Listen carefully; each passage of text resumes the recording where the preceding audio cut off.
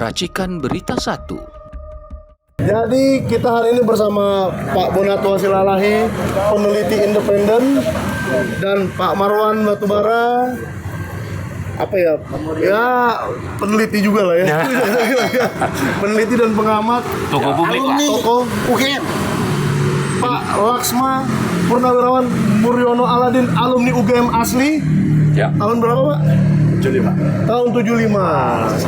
Saya aja belum lahir tuh. Belum, apalagi saya. Dan Pak Maijen Sularko yang Kelahiran paling Sumatera. viral. Kelahiran Sumatera. Iya, kelahiran Sumatera. Satu kampung kami. Satu kampung. Kumpulan orang Medan nih. Kumpulan orang Medan semua nih kayaknya nih.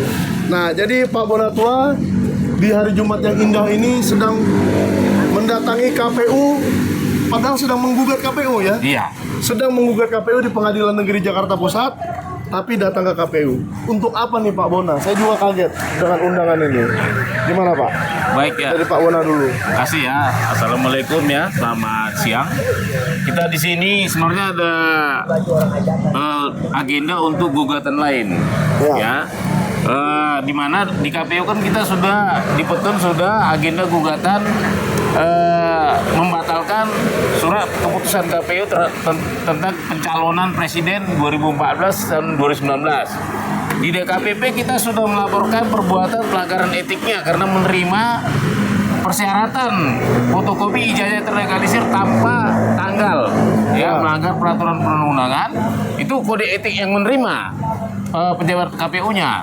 Di Pengadilan Negeri Jakarta Pusat juga kita sedang menggugat perbuatan melawan hukumnya, ya, terhadap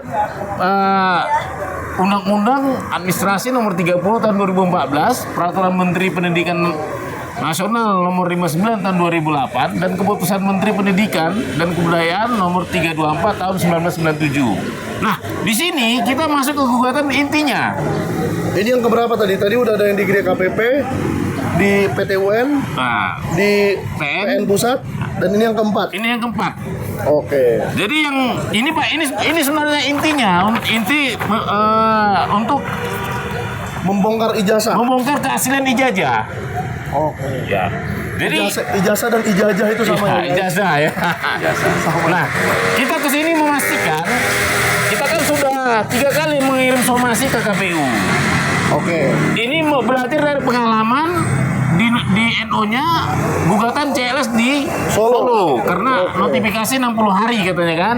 Ya. Nah, kita sabar mengikuti sampai lebih dari 60 hari.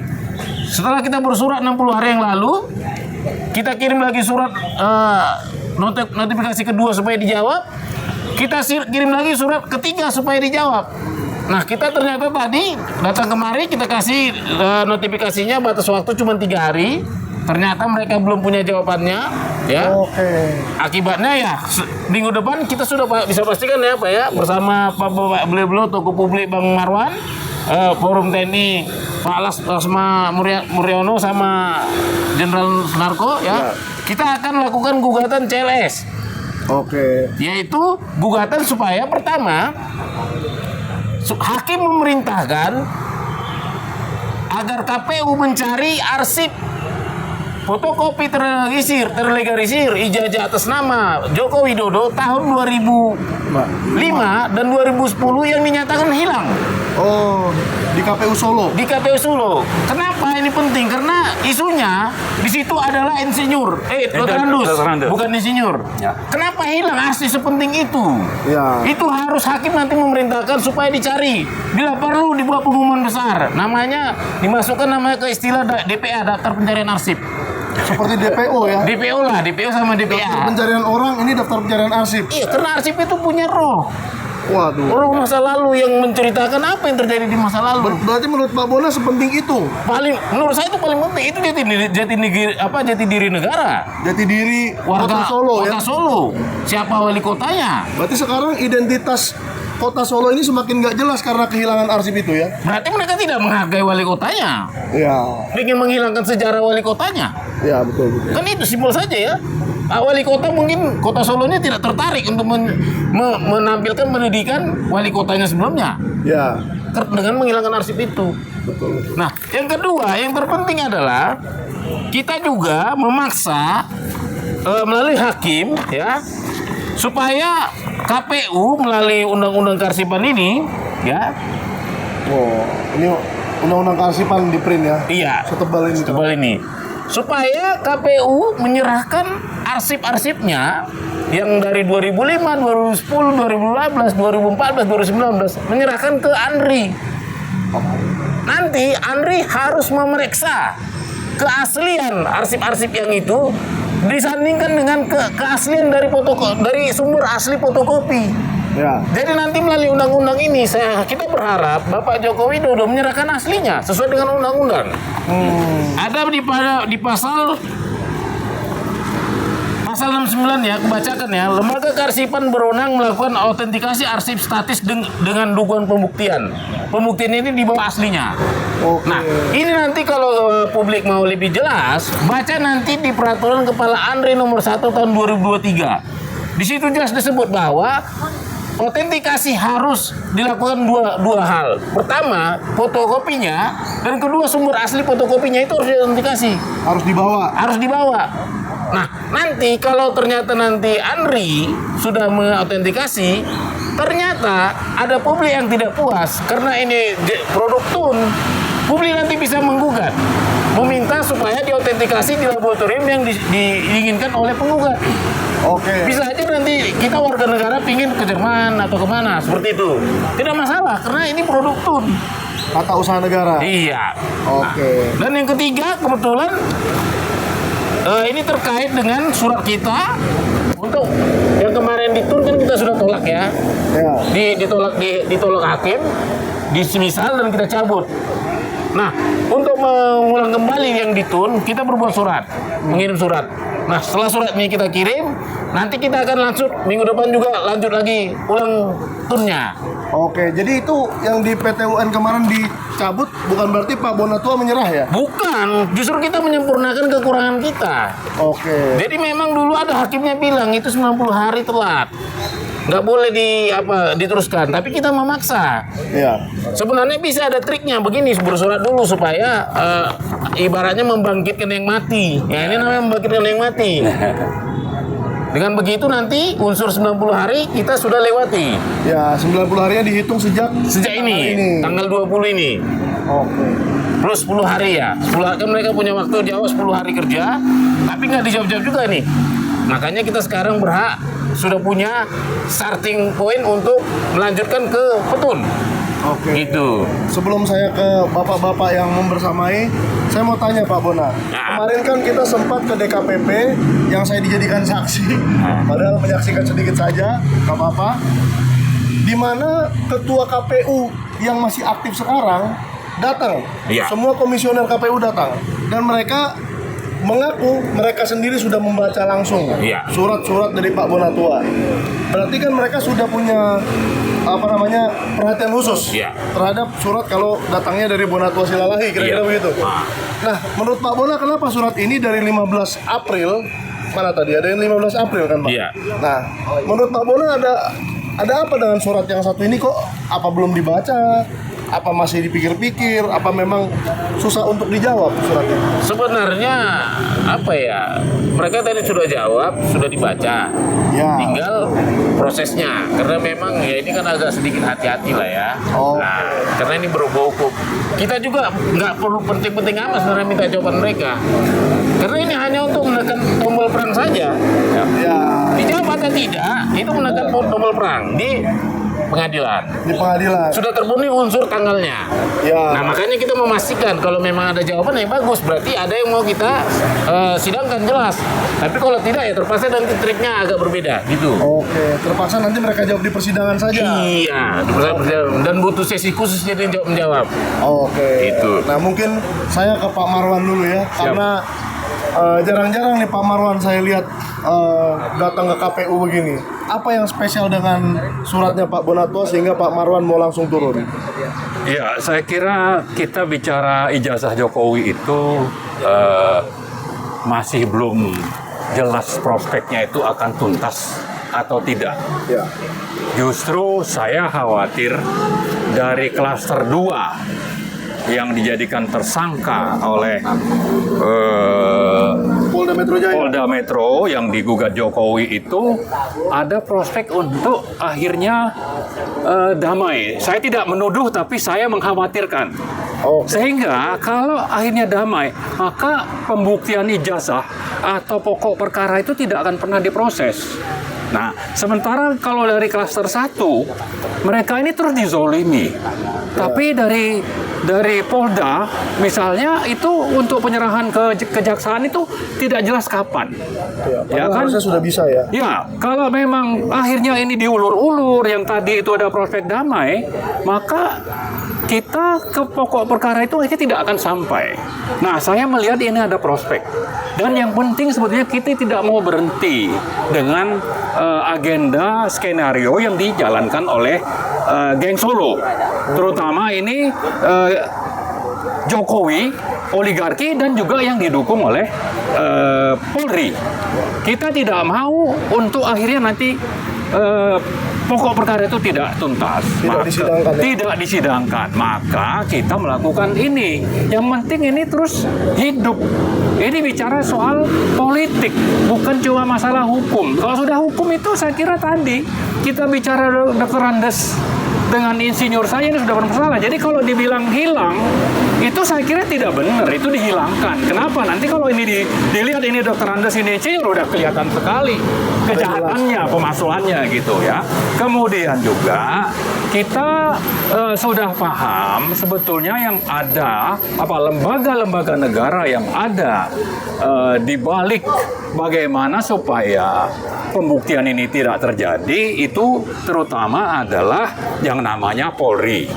Bagaimana Polri bisa menyatakan ini bisa menjadi dasar untuk teman-teman kita itu dihukum dengan yang 2 klaster tadi dengan menyatakan ijazahnya identik. Sementara Polri ini bukan lembaga yang punya wewenang untuk menyatakan ini palsu atau asli. Ya kan? Nah, kemudian UGM juga sama melakukan itu. Artinya sudah ada 2 penjahat nih. Lembaga pengkhianat negara ini, Polri dengan UGM. Nah, kita tidak mau yang namanya KPU juga jadi pengkhianat. Gitu. Jadi kita menggugat juga nih KPU.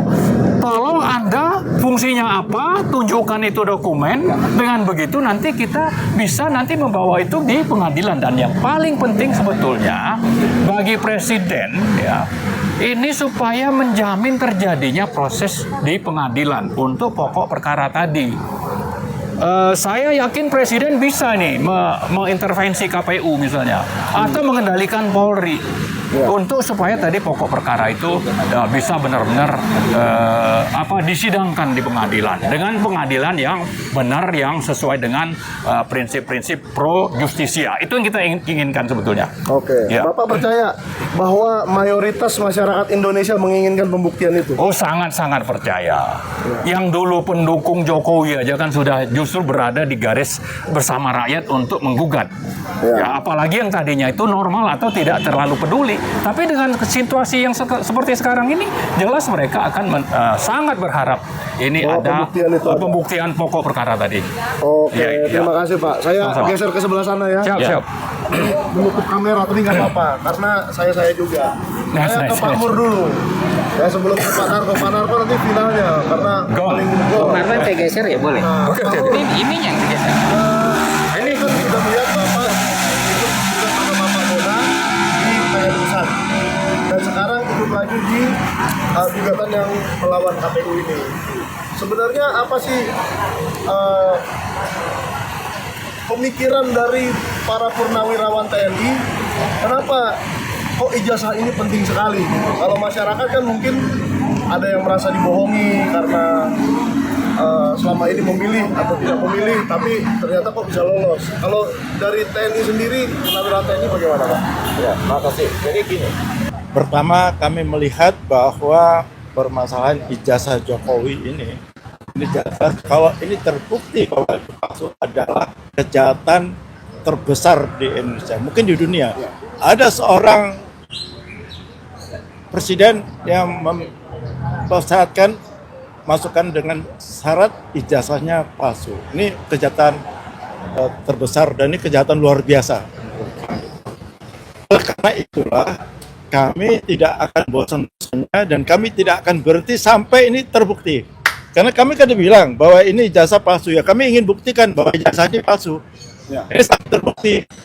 Nah, walaupun di sebelah sana mengatakan bahwa asli, bahwa Polri juga mengatakan bahwa identik, UGM juga menyatakan ijazah asli. Nah, mari kita buktikan di persidangan, di pengadilan lah yang akan memutuskan ijazah itu asli atau palsu. Ini kami tidak mau berhenti. Kami ingin sampai terbukti palsu atau asli. Oke. Sampai Yang penting. sampai ada pembuktian di persidangan. Sampai ada pembuktian persidangan. Jangan berhenti.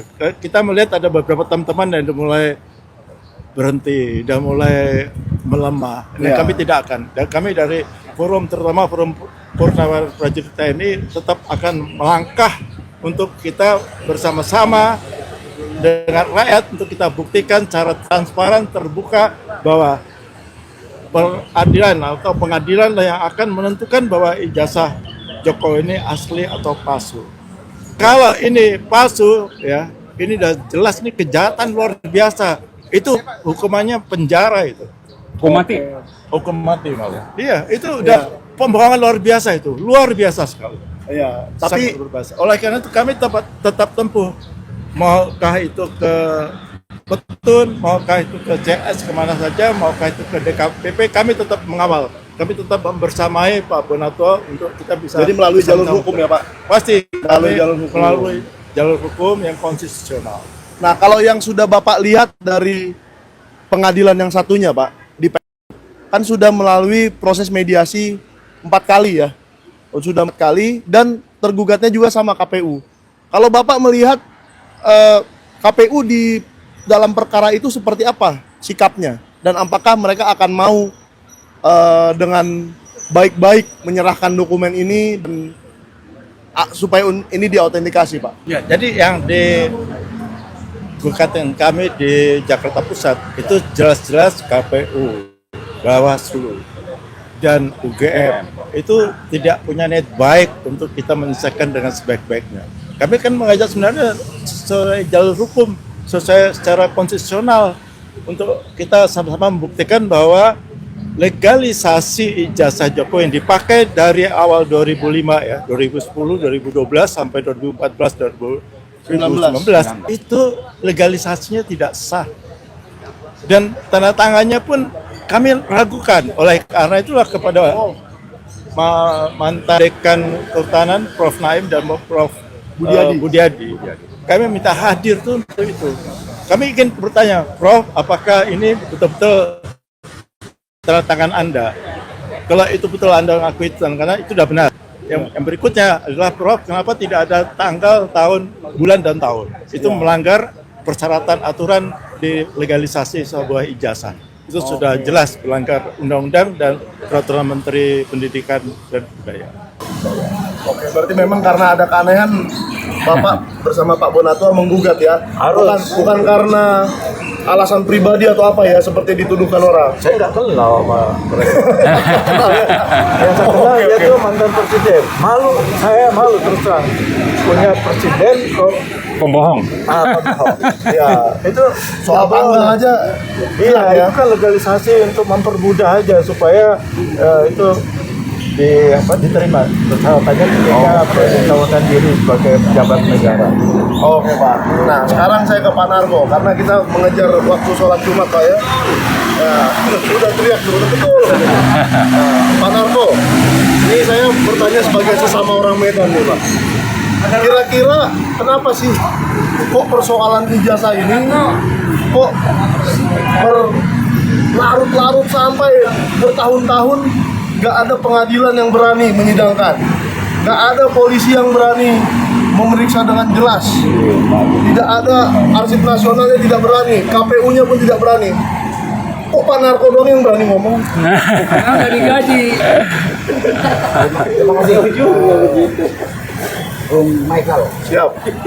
Kami dari Burung Irawan mengikuti semua proses hukum untuk mengusut ijazah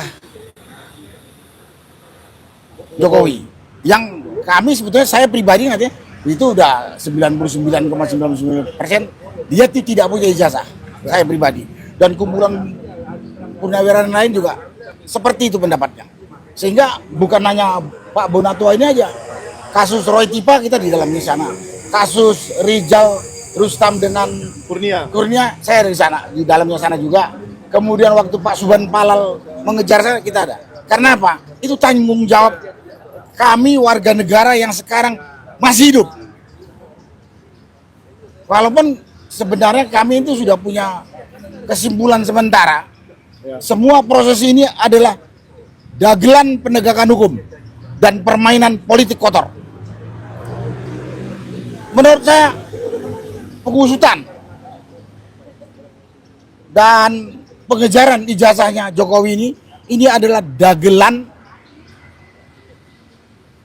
penegakan hukum dan permainan politik kotor. Kenapa sekarang kita kejar? Tadi udah dijelaskan secara rinci.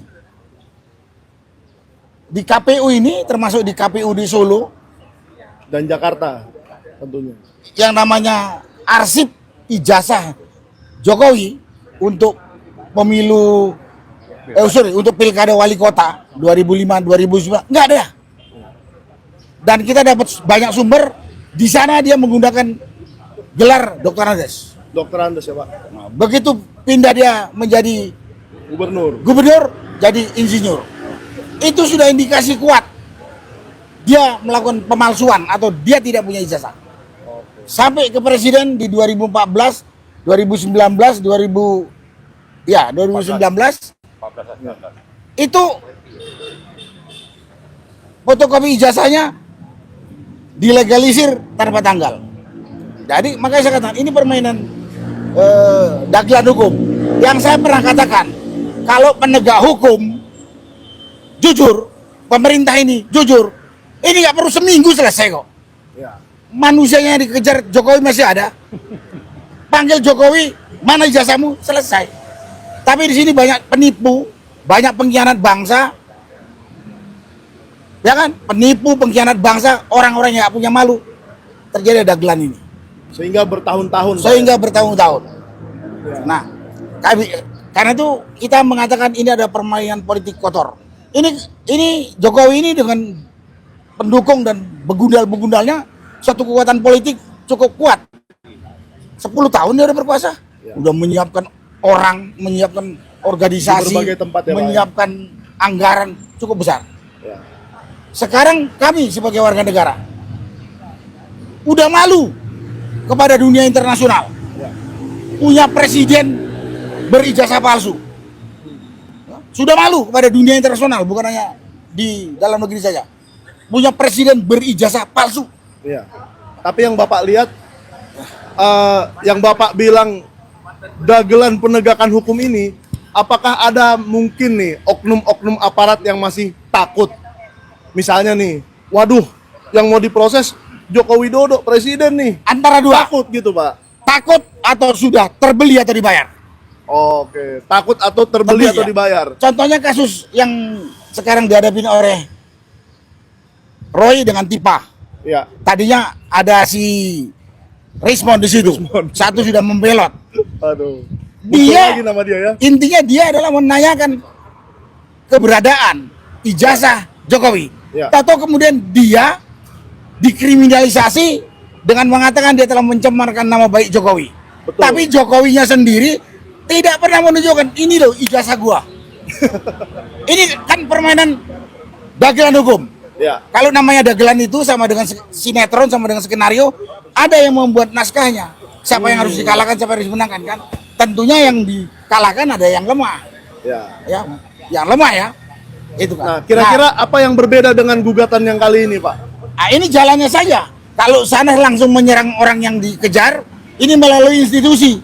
KPU ini harusnya punya arsip Ya. lengkap.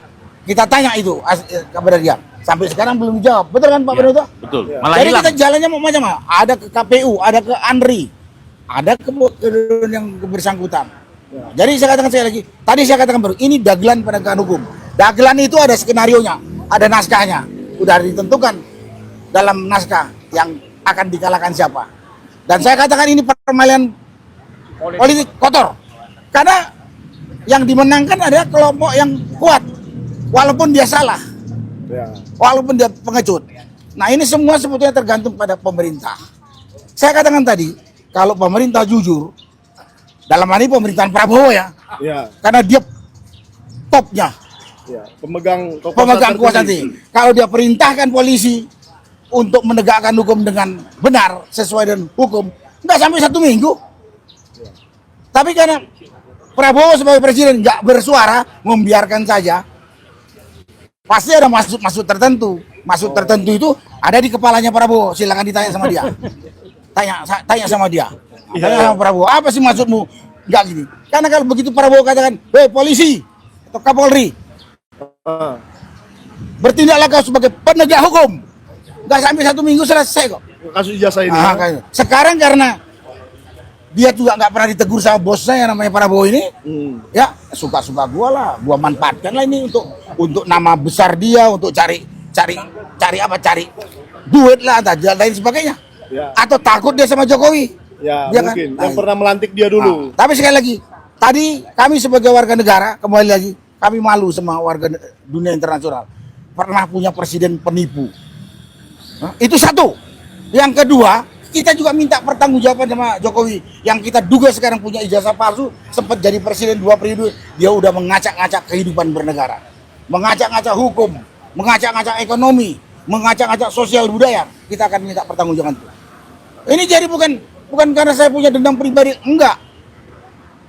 Tapi mewakili rakyat yang sekarang enggak bersuara. Mungkin karena takut juga, Pak. Ya segala macam lah, takut atau sudah dibayar, banyak itu buktinya. Nah sekarang saya mewakili, kami mewakili ini. Yang ketiga, kami tidak mau nanti dipermalukan oleh anak cucu kita. Saya, walaupun saya sudah dikubur. Bapak gua dulu hidup dipimpin presiden berijazah palsu, diam aja katanya. Dan satu itu, yang kedua jangan jadi presiden negatif ke belakang. Berikutnya nanti yang akan datang mungkin penipu-penipu ini, nggak usah sekolah lah, jadi penipu yang lihat kumpulin duit, gue aja bisa jadi presiden. Akan jadi presiden negatif yang bisa menghancurkan negara ini ke belakang kalau kita diam saja. Jadi kita ini bukan kurang kerjaan, tapi karena cintanya sama negara ini jangan sampai pecah. Dan cintanya kepada pengelolaan negara ini dengan benar. Karena kan kita tahu, Anda kan tahu kan, negara itu akan hidup dengan damai, maju, sejahtera kalau hukum tegak dengan benar. Sekarang ada yang berani mengatakan di Indonesia ini hukum berjalan dengan benar? Monyet aja pun kalau dia bisa bicara ngomong nggak ada hukum di Indonesia itu, hukum rimba yang berlaku katanya. Betul kan? Ya kita lihat teman kita ada Roy sama Tipa dan lain. Jadi banyak ini, jaga kehormatan di dunia internasional, tanggung jawab kepada negara, jangan ditipu lagi, tanggung jawab kepada generasi berikutnya, dan jangan sampai lagi ditiru lagi di kelakuan Jokowi menipu negara. Dan Bapak berharap KPU akan mengautentikasi dia. Selama saya masih hidup, saya akan kejar. Karena itu tanggung jawab bukan hanya dunia saya sampai akhirat. Keyakinan saya itu. Kalau Anda tak percaya ada akhirat, ya silakan. Oh, saya percaya, Pak. Saya percaya, Pak. Tenang aja. Karena saya dirujak netizen lagi. Itu yang bisa saya sampaikan. Terima kasih. Oke. Terima kasih, Pak. Nah, ada yang mau menambahkan lagi, Pak? Sudah cukup. Atau ke Pak Bona aja ya? Saya langsung ke Pak Bona lagi. Boleh lah. Supaya kita semakin jelas nih, Pak. Langkah selanjutnya apa?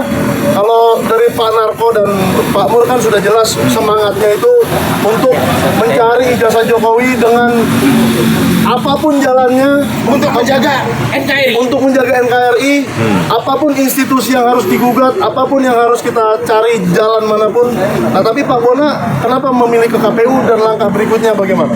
Jadi terima kasih ya. Jadi saya itu kan peneliti pribadi yang dilindungi oleh undang-undang dan undang-undang konvensi internasional. Sebelum saya meneliti, saya sudah punya metodologis kerja yang saya harus ikutin satu persatu. Tahap pertama itu saya sudah berhasil mengumpulkan semua bukti-bukti, ya, baik dari KPU Solo, KPU DKI, KPU Pusat, dan juga UGM. Nah, sekarang saya masuk ke tahap kedua, yaitu menggunakan bukti-bukti ini. Makanya saat ini bukti-bukti ini kita pakai di KPU, kita pakai di Pengadilan Negeri, kita pakai di Petun, kita pakai di DKPP. Ya, jadi yang di sini ini kebetulan ini adalah finalnya yang CLS ini. Di mana CLS ini adalah citizen lawsuit ya. Kita berharap kebijakan dari keputusan dari hakim nantinya merekomendasikan agar memaksa agar satu KPU mencari arsip yang hilang. Yang dari Solo. Yang dari Solo 2005 dan 2010. Karena sudah Pak Bonato buktikan itu benar-benar hilang ya. Menurut lah, tentunya ini pertanggungjawaban administrasi ya, bahwa KPU Kota Solo menjawab ke saya per Februari 2026 masih hilang. Masih hilang. Masih dicari katanya, artinya hilang kan? Nah kan gitu, cuma ngeles aja. Dan kedua, memerintahkan agar KPU menyerahkan arsip itu ke Andri dan memerintahkan Andri melakukan autentikasi, periksa keaslian fotokopi 2005 sampai 2019, periksa arsip itu terhadap sumber aslinya, sumber fotokopi, periksa juga sumbernya itu asli atau tidak.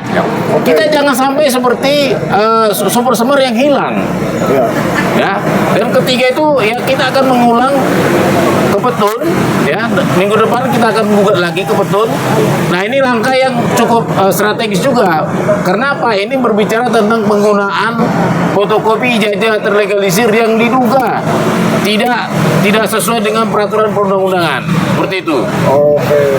Nah, yang sebenarnya yang kita tunggu-tunggu itu yang kedua Pak Bona ya. Iya. Kalau yang mencari sih ya biarkanlah mereka mencari. Itu kelalaian mereka dan mereka yang harus membereskan itu.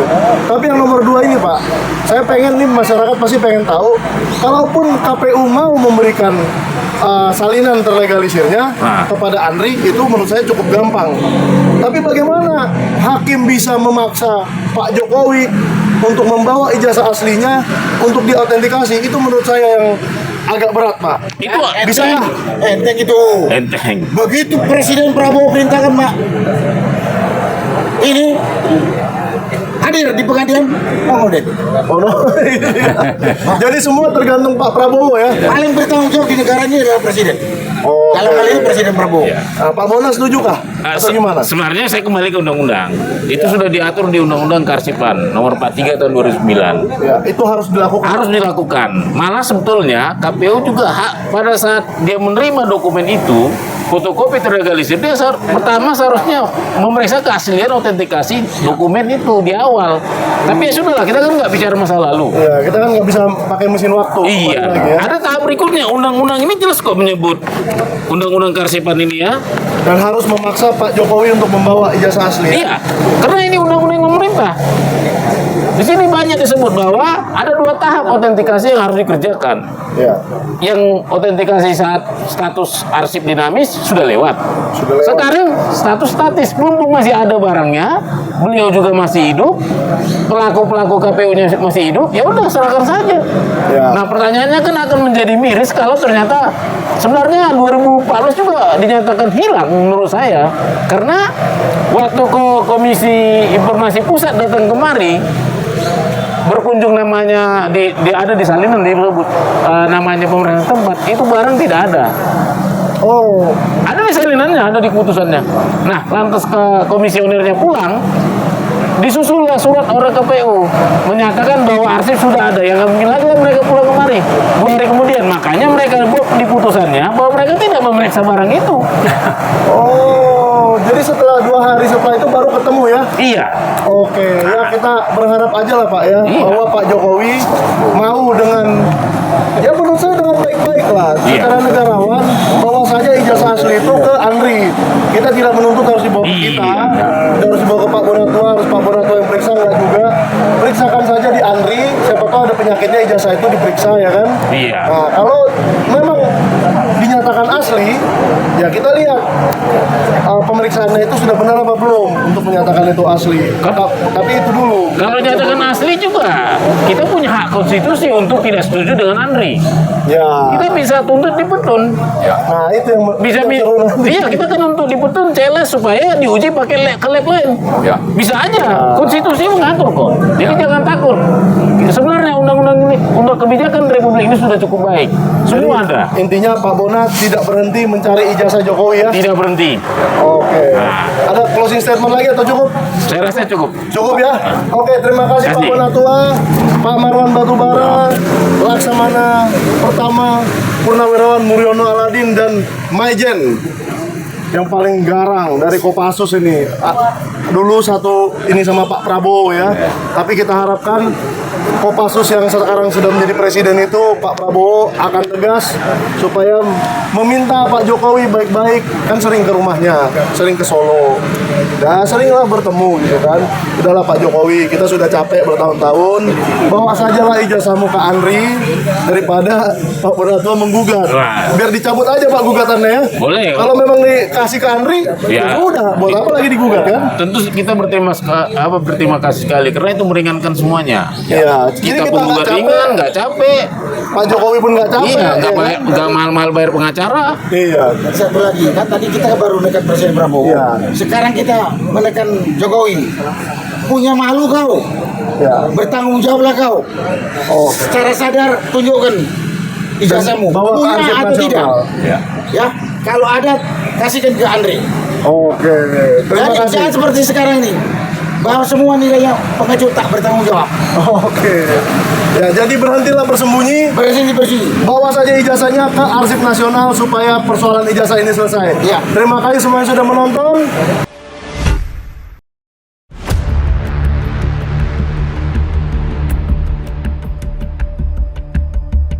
Racikan Berita 1